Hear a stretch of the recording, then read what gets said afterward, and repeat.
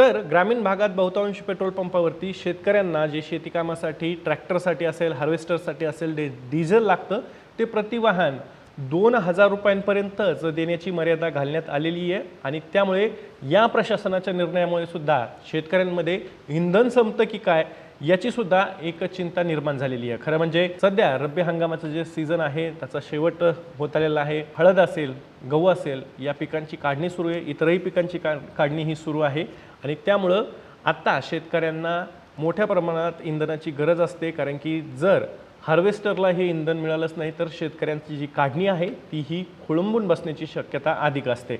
आता या पार्श्वभूमीवरती प्रशासनाकडून जो निर्णय घेण्यात आलेला आहे की फक्त प्रतिवाहन 2,000 रुपयांचं डिझेल हे देण्यात येईल, म्हणजेच ती मर्यादा जी आहे त्याच्यामुळे मोठ्या प्रमाणात अडचण निर्माण झाल्याची सुद्धा शेतकरी आणि वाहन चालक सांगतात। आता 2,000 रुपयांच्या डिझेलमध्ये किती काम करावं अशा प्रकारची एक प्रतिक्रिया सुद्धा ग्रामीण भागातल्या शेतकरी आणि वाहन चालकांकडून आता उमटते।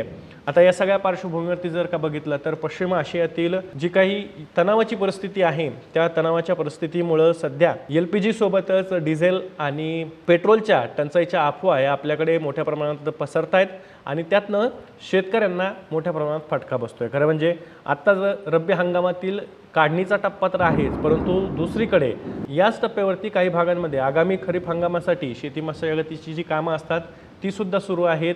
म्हणजे नांगरणी असेल, वखरणी असेल यासाठी सुद्धा शेतकऱ्यांना ट्रॅक्टरसाठी डिझेल हे लागतं, परंतु 2,000 रुपयांच्या मर्यादेमुळे मोठ्या प्रमाणात शेतकऱ्यांची कोंडी झालेली आहे।